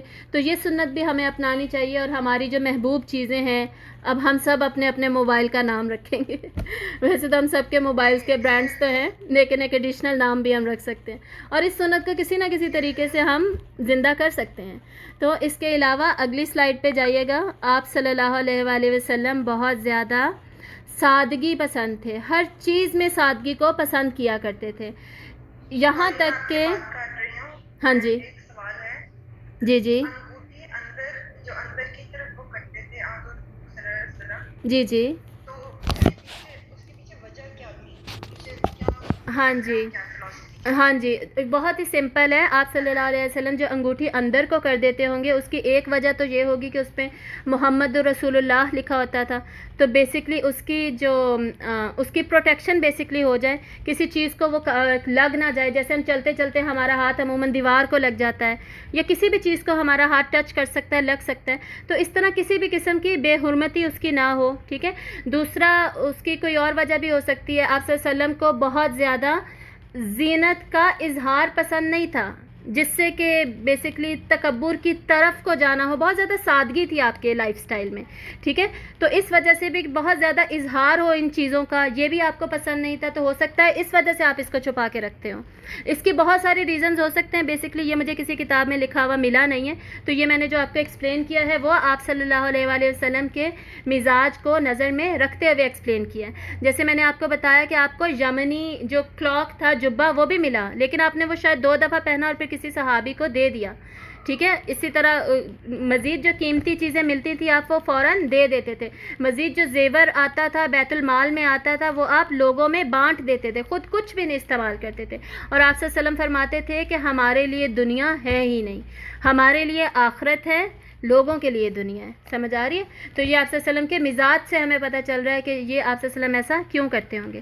تو مزید سادگی سے ہمیں پتہ چلتا ہے کہ اور یہ نہ سمجھے گا کہ یہ سب کچھ صرف افلاس کی وجہ سے تھا. افلاس مطلب غربت کی وجہ سے، کہ پیسے نہیں تھے تو اس وجہ سے سادگی ہے. نہیں، بلکہ آپ تھے ہی سادگی پسند. اور پیسہ چلے شروع میں نہیں تھا، لیکن جب فتوحات ہوئی ہیں، تمام عرب کے آپ صلی اللہ علیہ وآلہ وسلم سردار تھے. اس کے بعد آپ نے ایز اے لیڈر تمام اتنی بڑی بڑی امپائرز کو لیٹر لکھے. اس کے بعد ایک دم سے دولت آنا شروع ہو گئی. پھر بھی آپ صلی اللہ علیہ وآلہ وسلم کے آخری سالوں میں بھی مکہ فتح ہوا 8 ہجری میں. اس کے بعد 8 to 11 ہجری میں بھی آپ کا لائف سٹائل سمپل ہی رہا. اس کے بعد جب خیبر فتح ہوا ہے، خیبر اس سے پہلے فتح ہو گیا تھا، ویسے 7 ہجری میں فتح ہوا ہے. ٹھیک ہے. خیبر فتح ہونے کے بعد بہت زیادہ دولت آ چکی تھی مسلمانوں کے پاس. یہ یاد رکھیے گا. جب ہم جائیں گے نا سیرت میں تو یہ میں سارا ایکسپلین کروں گی. اس کی وجہ سے پرابلمز بھی ہوئی تھی دولت آنے کی وجہ سے، وہ اس وقت ہم پڑھیں گے جا کے. دولت آ چکی تھی، لیکن پھر بھی آپ صلی اللہ علیہ وآلہ وسلم نے سادگی کو ہی پسند کیا، سادہ رہنا ہی پسند کیا. عموماً ہم کیا سوچتے ہیں، شاید اس وقت طریقہ ہی یہ تھا. بستر ہوتا ہی شاید چمڑے کا تھا، لیدر کا تھا، اور شاید کھجور کے جو پتے شتے یہ وہ بھر کے ہی بنایا جاتا تھا. ایسا نہیں ہے، روئی کے بستر بھی ہوتے تھے. لیکن آپ صلی اللہ علیہ وسلم نے اپنے لیے پسند ہی اس کو کیا. ایک مرتبہ ایک انصاری خاتون، جو انصار بیسکلی جو مدینہ کے رہنے والے لوگ ہیں ان کو انصار کہا جاتا ہے. تو ایک انصاری خاتون حضرت عائشہ سے ملنے کے لیے آپ صلی اللہ علیہ وسلم کے پاس آئیں، ان کے حضرت عائشہ کے حجرے میں آئیں، بیسکلی گھر آپ سمجھ لیں. تو انہوں نے دیکھا آپ صلی اللہ علیہ وسلم کا بستر جو کہ اس طرح کا تھا، اتنا پتلا اور سخت چمڑے کا سخت بستر تھا، تو وہ واپس گئی ہیں، انہوں نے روئی کا بسترا بنا کے تحفتاً بھیج دیا آپ صلی اللہ علیہ وسلم کے لیے. تو جب آپ صلی اللہ علیہ وسلم گھر آئے، آپ نے پوچھا کہ عائشہ یہ کیا ہے؟ تو انہوں نے بتایا کہ جی وہ انصاری خاتون آئی تھی، انہوں نے آپ کے لیے تحفہ بھیجا ہے. تو آپ صلی اللہ علیہ وسلم نے فرمایا کہ میں اسے استعمال نہیں کروں گا، اس سے میری عبادات میں رکاوٹ آئے گی. میری عبادات میں ظاہر ہے جب بستر نرم ہوگا تو ہمیں نیند زیادہ آئے گی، ہمیں سستی زیادہ آئے گی، اور اس طرح پھر انسان فوراً عبادت کے لیے نہیں کھڑا ہو سکتا، غفلت کی نیند آتی ہے پھر ہم. اور آپ صلی اللہ علیہ وسلم بالکل یہ پسند نہیں کرتے تھے کہ آپ کو تھوڑی سی بھی غفلت ہو، اور آپ نے وہ استعمال نہیں کیا. اسی طرح ایک مرتبہ حضرت حفصہ رضی اللہ تعالیٰ عنہ جو آپ صلی اللہ علیہ وسلم کی تھرڈ وائف تھیں، فورتھ نمبر پہ وائف تھیں، انہوں نے کیا کیا؟ انہوں نے آپ صلی اللہ علیہ وسلم کا جو بسترا تھا اس کو ڈبل پہلے کیا جاتا تو انہوں نے اس کو 4 ٹائمز کر دیا، 4 دفعہ موڑ دیا اور بچھا دیا. آپ صلی اللہ علیہ وسلم اس دن جب صبح اٹھے تو آپ نے پوچھا کہ میرے بستر کو کس نے کیا کیا؟ تو حضرت حفصہ نے بتایا کہ میں نے اس کو تھوڑا نرم کرنے کے لیے نا اس کو 4 دفعہ موڑ دیا تھا کہ آپ کو آسانی ہو زیادہ. تو آپ صلی اللہ علیہ وسلم نے فرمایا کہ ایسا نہ کرو، اس سے مجھے تہجد میں اٹھنے میں مشکل ہوئی، میرے لیے وہی بسترا ٹھیک ہے جو کہ سخت ہے. اور اس کے علاوہ بھی آپ صلی اللہ علیہ وسلم کے بستر سے ریلیٹڈ اور بھی احادیث ملتی ہیں. ایک دفعہ حضرت عمر رضی اللہ تعالیٰ عنہ رونے لگے آپ صلی اللہ علیہ وسلم کو دیکھ کر. آپ صلی اللہ علیہ وسلم بستر سے اٹھ کر حضرت عمر کو ملنے لگے تو آپ کی کمر مبارک پر نشانات تھے، جو چمڑے کے ریڈ سے نشانات پڑ جاتے ہیں نا، کھجور کی چھال ٹائپ کے. بورے کا بھی بستر ہوتا تھا آپ کا، ٹھیک ہے. تو بورے کے اس طرح مختلف گھر تھے نا آپ کے، تو ہر ایک میں مختلف تھوڑا سا بستر ہوگا، تو اس کے نشانات تھے. تو حضرت عمر رونے لگے اور حضرت عمر نے کہا کہ کیسر و کسرا جو ہیں، رومن امپائر اور پرشین امپائر کے جو کنگز ہیں، ان کا لائف سٹائل دیکھیں، آپ تو اس سے زیادہ ڈیزرو کرتے ہیں، آپ کے پاس ویسا لائف سٹائل ہونا چاہیے. تو آپ صلی اللہ علیہ وآلہ وسلم نے فرمایا کہ عمر کیا تم اس پہ خوش نہیں ہو کہ ان کے لیے دنیا ہے اور ہمارے لیے آخرت ہے، ہمارے لیے آخرت کا عیش و عشرت اور مزے ہوں گے اور دنیا صرف ان کے لیے، ٹھیک ہے. تو یہ بائی چوائس آپ صلی اللہ علیہ وسلم نے اپنی زندگی کو سادہ رکھا. اور آج کل ہمیں اس کے ساتھ تو اپنا بہت زیادہ کمپیریزن کرنا چاہیے. ہاں جی، اس کے ساتھ بہت زیادہ ہمیں کمپیریزن کرنا چاہیے. ہمارا لائف سٹائل آج کل کتنا زیادہ لیوش ہو چکا ہے، جو کہ ہماری نیسیسٹیز نہیں ہیں بلکہ لگژریز ہیں. اس کو ہم کیا سمجھتے ہیں؟ نیسیسٹیز سمجھتے ہیں، اپنی نیڈز سمجھتے ہیں، اپنی ضروریات سمجھتے ہیں. حالانکہ ان کے بغیر ہم بہت اچھی زندگی گزار سکتے ہوتے ہیں، بہت اچھی گزار سکتے ہیں، لیکن پھر بھی ہم نہیں گزارتے. اور ہر طرح کی آسائش مارکیٹ جا کے ہمیں لگتا ہے کہ ہمیں یہ چیزیں تو ہمیں چاہیے تھیں، یہ تو کمی تھی ہمارے گھر میں، یہ بھی لے کے جمع کر لو. جمع کرنے کی اتنی زیادہ عادت ہمیں پڑ چکی ہے. تو یہ ساری عادتیں ہم نے اپنے اندر سے نکالنی ہیں، اپنے گھر کے سامان کو کم سے کم کرنا ہے، سادگی کو پسند کرنا ہے، ٹھیک ہے. اگلا پوائنٹ دیکھیے، جس نے بھی میسج کیا ہے وہ میں انشاءاللہ تھوڑی دیر میں پڑھوں گی، تھوڑا سا میں نے پڑھا ہے صرف، ٹھیک ہے. تو آپ صلی اللہ علیہ وآلہ وسلم زیادہ تر کھانے پینے میں کیا پسند کرتے تھے، یہ اب ہم دیکھ لیتے ہیں. آپ صلی اللہ علیہ وسلم زیادہ تر کھجور اور پانی پر گزارا کرتے ہیں. بیسکلی یہ جب شروع میں جب افلاس کا زمانہ تھا، اور وہ کب تھا؟ جب آپ صلی اللہ علیہ وسلم نے اور صحابہ نے مکہ سے مدینہ ہجرت کی. تو جب ہجرت کی تو ڈیفینیٹلی جو بھی ان کے پاس مال و دولت، سامان، گھر، چیزیں تھی، وہ سب مکہ چھوڑ کر آئے تھے. اب ATMs یا بینک اکاؤنٹس یا یہ سارا کچھ تو زمانے میں نہیں ہوتا تھا نا، یا رینٹ آؤٹ کر دیں یا ایسا کچھ کر دیں، یہ سب تو نہیں کر سکتے تھے، بس چھوڑ کے ہی آنا تھا. تو چھوڑ کر آ گئے. تو اس وقت ظاہر مفلسی تھی، اور آہستہ آہستہ سارا کچھ پھر اسٹیبلش ہوا. تب تک زیادہ تر گزارا کس چیز پہ ہوتا تھا؟ صرف کھجور اور پانی پر، استوان پر. حضرت عائشہ فرماتی ہیں کہ ہم صرف دو چیزوں پر ہی گزارا کرتے تھے، وہ 2 چیزیں یہی ہوتی تھی. اس کے بعد ہمیں پتہ چلتا ہے حدیث سے کہ آپ صلی اللہ علیہ وسلم پسند فرماتے تھے ٹھنڈے پانی کو پینا. آپ صلی اللہ علیہ وسلم گرم پانی کبھی نہیں پیتے تھے، بلکہ خصوصاً ایک کنواں ہوتا تھا تھوڑا سا مدینہ میں دور کر کے. مکہ میں تو بہت آسان تھا نا، زمزم کا پانی نکلتا تھا، پی لیا. مدینہ میں اس طرح پانی نہیں نکلتا تھا، پانی کی اویلیبلٹی نہیں تھی، کنووں سے جا کے نکالنا پڑتا تھا. اور کنواں بھی آپ کو پتہ ہے جا کے حضرت عثمان نے ایک کنواں خریدا تھا. پہلے مسلمانوں کو یہودیوں سے پانی لینا پڑتا تھا، پھر وہ کنواں حضرت عثمان نے خریدا تو بیر معونہ جسے کہا جاتا ہے. تو پھر اس کنویں سے پھر سب پانی پیا کرتے تھے، اور باقی بھی ظاہر ہے پھر آہستہ آہستہ کنویں بڑھتے گئے. تو آپ صلی اللہ علیہ وسلم اس کنویں سے پانی منگوایا کرتے تھے جس کا پانی بہت زیادہ ٹھنڈا ہوا کرتا تھا. پھر آپ صلی اللہ علیہ وآلہ وسلم کو دودھ بھی پسند تھا، ککڑی یعنی کھیرا بھی آپ نے کھایا، مکھن بھی پسند تھا، یہ حدیث میں لکھا ہوا ہے. پھر جو روٹی آپ نے کھائی، جو کی روٹی کھائی اور گیہوں کی روٹی کھائی. لیکن اس کے بارے میں بھی حدیث آتی ہے کہ آپ صلی اللہ علیہ وسلم نے کبھی بھی پیٹ بھر کے روٹی نہیں کھائی، پیٹ بھر کے کھانا آپ صلی اللہ علیہ وسلم نے کبھی نہیں کھایا. ایک تو میسر بھی نہیں ہوتا تھا, ٹھیک ہے, سادہ زندگی کی وجہ سے, دوسرا اس سے پہلے افلاس کی وجہ سے, تیسرا آپ صلی اللہ علیہ وسلم کو پسند بھی نہیں تھا. اور آپ نے فرمایا بھی کہ کھانا کیسے کھاؤ, یہ حدیث ہم سب کو پتہ ہوگی, پیٹ کے 3 حصے کر کے کھانا کھاؤ. ایک حصے میں کھانا ڈالو, دوسرے حصے کو پانی کے لیے رکھو, اور تیسرے حصے کو خالی رکھو, ہوا کے لیے بیسکلی رکھو. اس طریقے سے کھانا کھاؤ, اور اسی میں کیا ہوتا ہے, ہماری باڈی ایکٹیو رہتی ہے. ادروائز ہم پھر ایکٹیولی کچھ نہیں کر پاتے, اور ہم سستی اور لیٹنا اور موبائل پکڑے رکھنا, آج کل یہ ہمارے حالات کس وجہ سے ہم سب اچھی طرح جانتے ہیں. ٹھیک ہے, تو یہ روٹی آپ صلی اللہ علیہ وسلم نے فرمائی. اور اسی کتاب میں لکھا ہوا تھا کہ آپ صلی اللہ علیہ وسلم نے کبھی چپاتی نہیں کھائی. تو چپاتی شاید پتلی والی روٹی کو کہتے ہیں. یہ روٹی جو ہے جو اور گیہوں کی, جو کہ ہے بیسکلی بغیر چھانا ہوا آٹا, اس کی ہے, تو یہ تھوڑی موٹی ہوتی ہوگی پھر. تو اس کے علاوہ حدیث میں بار بار ہمیں ملتا ہے کہ آپ صلی اللہ علیہ وسلم نے سرکے کی تعریف کی, اور آپ نے کہا کہ سرکہ بہترین سالن ہے. اور آپ نے کہا کہ جس گھر میں سرکہ ہو وہ گھر کبھی بھی کسی سالن سے وہ خالی نہیں ہوگا, یعنی کھانے پینے سے وہ گھر خالی نہیں ہوگا, اس میں کھانے کو کچھ نہ کچھ موجود ہے.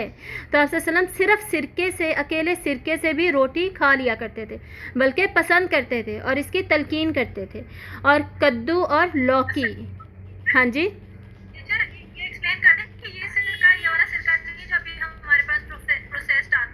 ہاں جی, ایگزیکٹلی, پروسیسڈ نہیں ہے, آرگینک ہے. آرگینک بھی مل جاتا ہے مارکیٹ میں, سرکہ ونیگر آرگینک بھی مل جاتا ہے, تھوڑا سا مہنگا ملتا ہے, لیکن پروسیسڈ جو ہے وہ اب زیادہ تر اویلیبل ہو گیا ہے بیسکلی. تو جو سمپل سرکہ ہے لیکن آرگینک اگر ہمیں کہیں سے مل سکتا ہے خالص, وہ لینا چاہیے, وہ سرکہ کھانا چاہیے. وہ اکیلا روٹی کے ساتھ بھی کھا سکتے ہیں. اور سرکے میں جیسے ہم لوگ وہ اچار بھی بناتے ہیں, تو وہ بھی وہی والی بات ہو جاتی ہے, سرکے میں مکس کر کے ہم کھا رہے ہوتے ہیں. تو پھر کدو اور لوکی کا سالن آپ کو پسند تھا, اس کو بھی آپ پتلا رکھ کے شوربے کی طرح کا بنواتے تھے. اور جو بھی سالن آپ بنواتے اس میں آپ شوربہ, basically soup, kind of soup, اس کو تھن کر کے پسند کرتے تھے. اور آپ کہتے تھے کہ اس میں شوربہ ضرور رکھو تاکہ پڑوسیوں کو بھی یہ دیا جا سکے. بیسکلی شیئرنگ کا ہر وقت آپ صلی اللہ علیہ وسلم کو خیال ہوتا تھا. اچھا ٹھیک ہے, پہلے گھروں میں سرکہ بنتا تھا, ٹھیک ہے, مجھے یہ نہیں پتا تھا, بنتا ہوگا, کیسے بنتا تھا یہ بھی بتا دیجیے گا. ٹھیک ہے. اور آپ صلی اللہ علیہ وسلم زیتون کا تیل بھی استعمال فرماتے کھانوں میں, آپ نے کھانوں میں استعمال کرنے کی تلقین بھی کی, اور آپ صلی اللہ علیہ وسلم نے زیتون کی تعریف بھی کی کہ یہ مبارک درخت ہے, اس کو استعمال کرو. اور قرآن مجید میں سورہ نور میں اس کا تذکرہ بھی آتا ہے. اس کے بعد آپ صلی اللہ علیہ وسلم گوشت کون سا پسند کرتے تھے, دست اور پیٹھ کا گوشت. بیسکلی دست, بیسکلی یہ جو شولڈر کا پارٹ ہے نا, شولڈرز, اور پیٹھ بیسکلی چیسٹ کا جو گوشت ہوتا ہے, یہ سارا پورشن آپ پسند کرتے تھے. اس کے علاوہ شوربہ آپ کو پسند تھا. پھر ٹھیک ہے جی, ہاں جی, میٹھا اور شہد پسند تھا. تو کسی کے پاس, سلیمہ کسی کے پاس ریسیپی ہوگی, آپ پوچھ کے بتائیے گا, ٹھیک ہے. میٹھا اور شہد آپ بہت پسند کرتے تھے. اور میٹھے کے لیے حلوے کا ورڈ بھی آیا کہ آپ حلوہ بھی پسند کرتے تھے. لیکن حلوہ یعنی اس زمانے میں جو بھی میٹھا بنتا ہوگا نا, اس کو حلوہ ہی بیسکلی کہا جاتا تھا. اور یہ چینی, شکر وغیرہ استعمال نہیں ہوتی تھی. بیسکلی اس میں میٹھے میں بھی شہد اور کھجور استعمال کی جاتی تھی, ان سے میٹھا بنایا جاتا تھا. اور آج ہم بھی اگر یہی استعمال کر رہے ہوتے نا, تو یہ جو میٹھے کے نقصانات ہوئے ہیں نا ہمارے جسموں کو اور ہمارے بچوں کی باڈیز کو, اور یہ ہمیں ڈائبٹیز وغیرہ اور بلڈ پریشر, کیا کیا پرابلمس نہیں ہوئی, یہ سارا کچھ اسی وجہ سے. ٹھیک ہے. اچھا, میں ان کا کویسچن پڑھتی ہوں اینڈ میں, بس 2 سلائڈس رہ گی, بلکہ ایک ہی سلائڈ رہ گی, اس کے بعد میں ان کا کویسچن پڑھتی ہوں. ٹھیک ہے. اور میٹھے کی بات ہو گئی. اس کے بعد آپ کو سرید پسند تھا. سرید کیا ہے, سرید ہوتا ہے شوربے کا سالن, اس میں روٹی توڑ کے بھگو دی جائے, پھر اس کو مکس کر کے نرم تھوڑا کر کے پھر اس کو کھایا جائے. آپ صلی اللہ علیہ وسلم کو بہت زیادہ پسند تھا. اس کے بعد آپ تیز گرم کھانا پسند نہیں کرتے تھے, اور یہ بھی آپ نے فرمایا کہ تیز گرم کھانے میں برکت نہیں ہوتی, بلکہ اس کو نارمل کر کے, میڈیم کر کے, اسے معتدل کر کے اسے کھایا جائے. اور پھر آپ صلی اللہ علیہ وسلم چمڑے کے دسترخوان پر نیچے بیٹھ کر کھانا کھایا کرتے تھے. ہاتھ دھو کر ہمیشہ کھانا کھاتے, ہمیشہ سامنے سے کھانا کھاتے. اگلی سلائڈ کیجیے گا. چھوٹی چھوٹی پیالیوں میں سے آپ صلی اللہ علیہ وسلم کھانا کھایا کرتے تھے, اور وہ بھی اگر اوپر تک بھری ہوتی نا, تو آپ سائڈ سے کر کے, سائڈ سے نیچے سے کر کے کھانا کھایا کرتے تھے. ٹھیک ہے. اگلی سلائڈ کیجیے گا. ہاں جی. اور اس کے بعد آپ صلی اللہ علیہ وسلم جب گفتگو فرماتے تو ٹھہر ٹھہر کر بولتے. حالانکہ آپ صلی اللہ علیہ وسلم کو بھی پتہ تھا الا اجل مسمى کہ ایک ٹائم مقرر ہے، میں نے ایک ٹائم تک ہی اپنا میسج دینا ہے لوگوں کو، اور اس کے بعد میرا بھی وصال کا وقت آ جائے گا. اور میسج بھی اتنا زیادہ امپورٹنٹ ہے کہ اللہ کا میسج ہے جو میں نے آگے کنوے کرنا ہے. پھر بھی انہیں جلدی نہیں ہوتی تھی، جیسے آج کل ہمیں کیا ہوتا ہے، میری بات بس جلدی پہنچ جائے، جلدی سن جائے ساروں کو، دیر نہ ہو جائے یا کہیں کچھ رہ نہ جائے، ہمیں ایسی بڑی ٹینشن ہے آج کل.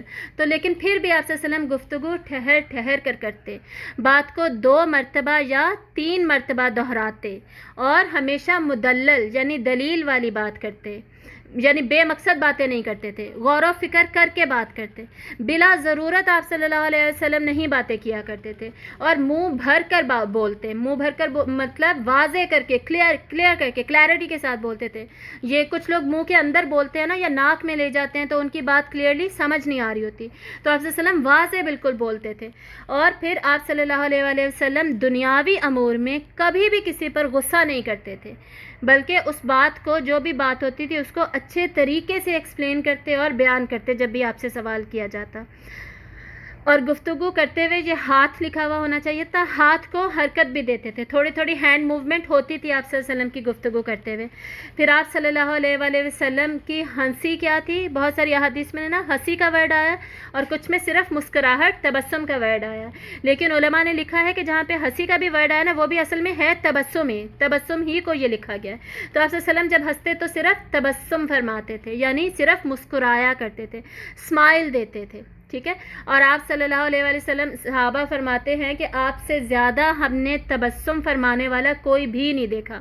اور ایک صحابی فرماتے ہیں کہ جب سے میں نے اسلام قبول کیا، جب بھی میں آپ صلی اللہ علیہ وسلم سے ملنے گیا تو آپ ہمیشہ مجھے تبسم کے ساتھ ہی ملے، آپ نے ہمیشہ اسمائل کے ساتھ مجھے ریسیو کیا.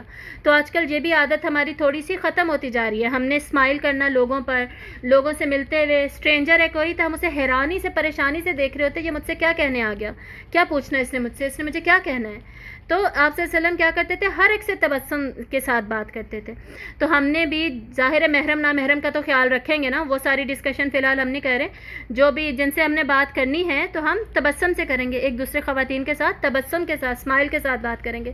پھر آپ صلی اللہ علیہ وسلم کا سینس آف ہیومر، اس سے بھی ریلیٹڈ بہت سارے واقعات ہمیں ملتے ہیں. آپ صلی اللہ علیہ وسلم مزاح فرماتے، ٹھیک ہے، اور مزاح میں بھی، مزاح مطلب مذاق جب آپ کرتے، سینس آف ہیومر جو آپ کا تھا، اس میں بھی آپ ہمیشہ سچ فرمایا کرتے تھے.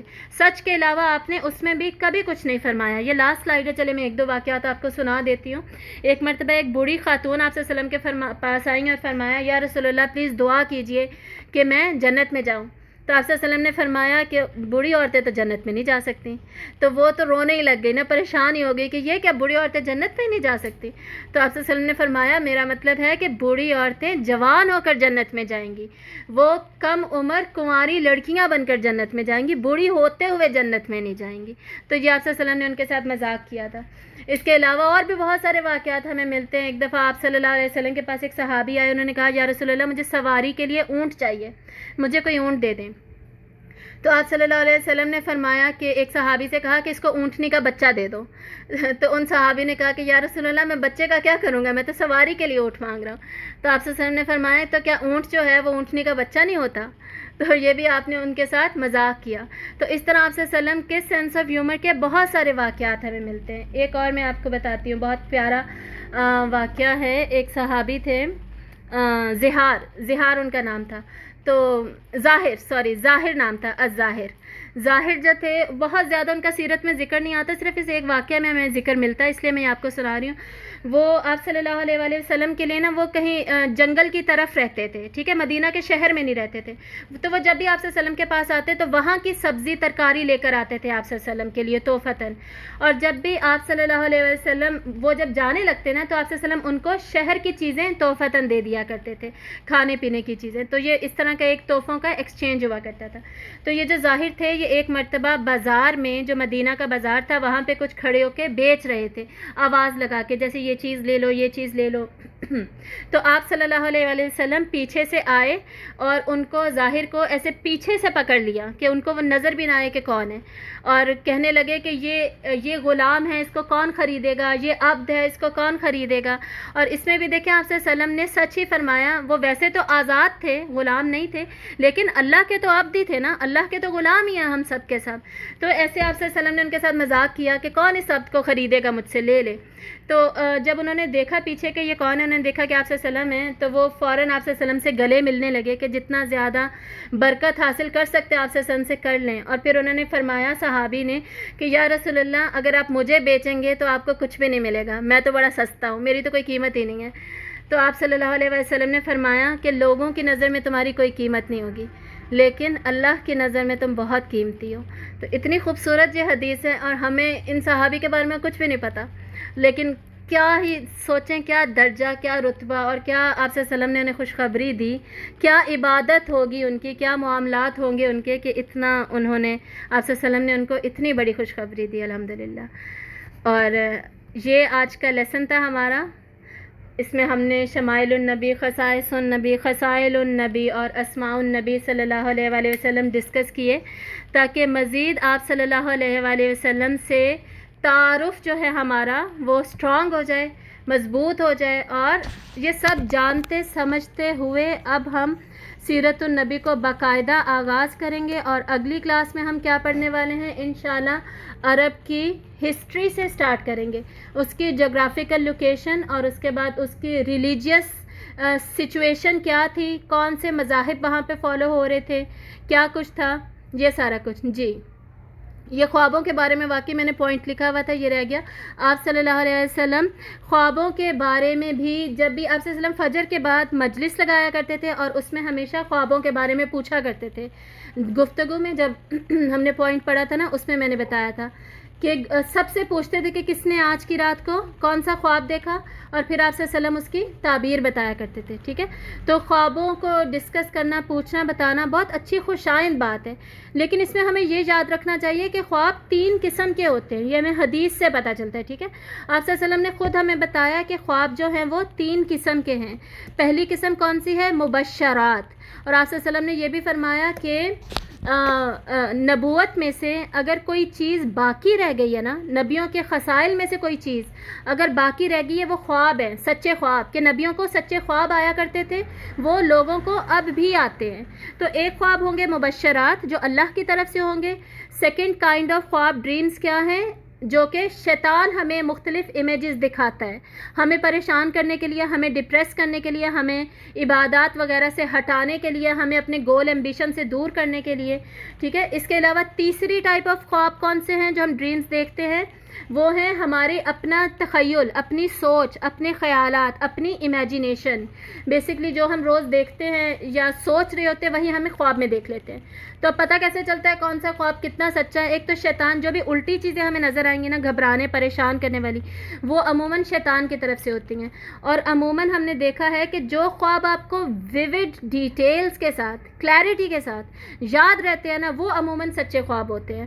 اور جو باقی، اور عموماً جو بالکل بھول جاتے ہیں نا، وہ یوزلی ہماری امیجینیشنز ہوتی ہیں یا شیطان کی طرف سے ہوتے ہیں۔ شیطان، جی میں جواب دیتی ہوں، شیطان کی طرف سے جو ہوتے ہیں نا خواب، ان پہ یہ جو برے خواب ہوتے ہیں ان پہ زیادہ فوکس نہیں کرنا چاہیے۔ آپ فوکس نہ کریں اور وہ آپ کو بھول جائیں گے، اس کا مطلب یہ ہے کہ وہ شیطان کی طرف سے ہی تھے۔ اگر وہ پھر بھی نہیں بھولتے تو پھر اس کی تعبیر پوچھ لینی چاہیے، لیکن کس سے؟ خواب صرف اس سے ذکر کرنا چاہیے جس کو کہ اس کی تعبیر پتہ ہو۔ تعبیر جس کو نہ پتہ ہو اس سے بالکل خواب ذکر نہیں کرنا چاہیے، خصوصاً برے خواب، ٹھیک ہے۔ چلیں، اچھا ان کا سوال کیا ہے؟ حرمت اللہ، یعنی اللہ اور اس کے رسول کے نام کی توہین نہ ہو، اور ہم جب ہاتھ میں انگوٹھی پہنتے ہیں تو پیٹ کی طرف بھی ہمارا ہاتھ ہوتا ہے، کسی کو پیٹ بھی ہماری طرف ہوتی، پیٹھ بھی ہماری طرف ہوتی ہے، ٹھیک ہے، ہاں جی، پیٹھ بھی ہماری طرف ہوتی ہے، یا کسی بھی چیز پر ہاتھ لگ جانا اکثر اس کسی انچاہی چیز پر لگ جاتا ہے، اس لیے آپ عزت و احترام میں اور عقیدت میں انگوٹھی پیچھے ہتھیلی پر کر لیتے ہیں۔ ایگزیکٹلی، بالکل میں نے بھی یہی بتایا تھا، اسی کو انہوں نے فردر ایکسپلین کر دیا۔ اس کے علاوہ بھی کوئی کویسچن ہے جو کہ میں نے مس کیا ہے؟ کوئی اگر کچھ پوچھنا چاہے تو ضرور فرمائیے۔ طیب کیا؟ طیب غذا، اچھا ٹھیک ہے. طیب غذا بیسکلی قرآن مجید میں ہمیں ملتے ہیں کہ 2 طرح کا کھانا کھاؤ. ایک حلال کھاؤ. حلال ہم سب کو پتہ ہے کہ کیا ہوتا ہے, ٹھیک ہے, پراپر طریقے سے ذبیحہ کیا گیا ہو, ذبیحہ پر اللہ کا نام لیا گیا ہو. پھر جو چیزیں حرام قرار دے دی گئی جیسے سور کا گوشت وغیرہ وہ نہ ہو, جو حلال کی کیٹیگری میں آتا ہے وہی کھایا جائے, ٹھیک ہے. حلال کی شرائط پہ اترنے والا ساری چیزیں یہ حلال میں آ جائے گا. اس کے بعد طیب کیا ہوتا ہے؟ طیب بیسکلی طیب کا لفظی مطلب ہے پاک ہونا, پاک صاف ہونا. تو پاک صاف کھانا کون سا ہوگا؟ بیسکلی جو کہ آرگینک ہوگا, جو نیوٹریشیس ہوگا, جس میں غذائیت ہوگی, جو کہ فطرت کے زیادہ قریب ہوگا, نیچرل ہوگا, جس میں یہ مین میڈ چیزیں اور ان آرگینک چیزیں, اور بیسکلی ہم پیپسی پیتے ہیں اس میں کیا ہوتا ہے, کسی قسم کی غذائیت نہیں ہوتی سوائے, اور غذائیت تو چھوڑے الٹا نقصان ہوتا ہے باڈی کو. تو جتنی بھی چیزیں ہیں جو کہ ہماری باڈی کو یا تو نقصان دینے والی ہیں یا نہ نقصان دے رہی ہیں تو فائدہ بھی نہیں دے رہی, صرف ہمیں بھرے جا رہی ہیں اور ہمیں سست کیے جا رہی ہیں, یہ سارا کچھ کیا ہے؟ یہ غیر طیبات میں آتا ہے, ٹھیک ہے. تو آپ صلی اللہ علیہ وسلم نے بھی اور اللہ تعالیٰ نے قرآن مجید میں ایک بیشتر بار فرمایا سورۃ البقرہ میں, سورۃ المائدہ میں, کہ کھاؤ تو کیا کھاؤ؟ طیبات میں سے کھاؤ, ٹھیک ہے. اور اس کے پھر ڈیفینیٹلی ہمیں فائدے ملتے ہیں. امید ہے کہ آپ کو کلیئر ہو گیا ہوگا.